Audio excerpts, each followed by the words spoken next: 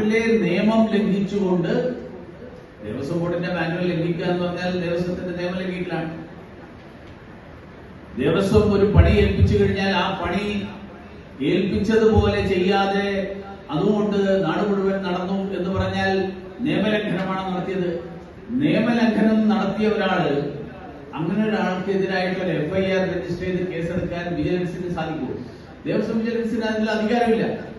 അപ്പൊ അതുകൊണ്ട് ഈ കാര്യങ്ങൾ അന്വേഷണം നടത്താൻ ബഹുമാന്യനായിട്ടുള്ള ദേവസ്വം മന്ത്രി ശ്രീ വാസവൻ കർണാടകത്തിലും തമിഴ്നാട്ടിലൊക്കെ പോയിട്ട് കേരള പോലീസിന് അന്വേഷിക്കാൻ പറ്റില്ല.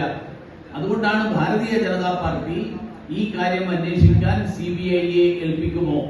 സർക്കാരിന് ഒളിച്ചുവെക്കാൻ മറച്ചുപിടിക്കാൻ യാതൊന്നുമില്ലെങ്കിൽ സർക്കാർ ചെയ്യേണ്ടത് ഈ കാര്യം CBIയെ ഏൽപ്പിക്കുക എന്നുള്ളതാണ്. കേരളം ഭരിക്കുന്ന പാർട്ടിയുടെ, കാരണം ഇതുപോലെയുള്ള ധാരാളം അവതാരങ്ങൾ, കേരളത്തിലെ മുഖ്യമന്ത്രി പറഞ്ഞിരുന്നത് നമ്മുടെ സെക്രട്ടേറിയറ്റിന്റെ ഇടനാഴികളിൽ നിരവധി അവതാരങ്ങളുണ്ട്, ഈ അവതാരങ്ങൾക്കൊന്നും എന്റെ സർക്കാരിന്റെ കാലത്ത് ഒരു സ്ഥാനം ഉണ്ടാവില്ല.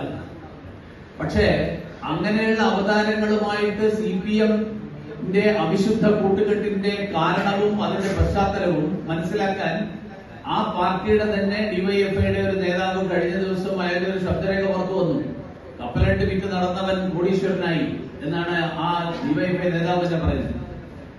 അപ്പൊ അങ്ങനെയുള്ള ഒരു സാഹചര്യം കഴിഞ്ഞ 9 വർഷക്കാലത്തിനിടയിൽ കേരളത്തിലെ ജനങ്ങളെ മുഴുവൻ പിടിച്ചെടുത്ത് കേരളത്തിലെ എല്ലാ കള്ളത്തരങ്ങൾക്കും നേതൃത്വം നൽകുന്ന ആളുകളുമായിട്ട് കൂട്ടുകെട്ടുണ്ടാക്കി ഇതുപോലെയുള്ള ആളുകൾക്ക് സംരക്ഷണം നൽകുന്ന പോലീസുകാരെ കൂടെ നിർത്തി മാർക്സിസ്റ്റ് പാർട്ടി തടിച്ചു കൊടുത്തതിന്റെ ഉദാഹരണങ്ങളും സംഭവങ്ങളും വന്നു. ഇപ്പൊ അതുകൊണ്ട് ഈ സഖാക്കൾ എന്നല്ല, ലീഡേഴ്സ് എന്നല്ല, ഡീലേഴ്സ് എന്നാണ്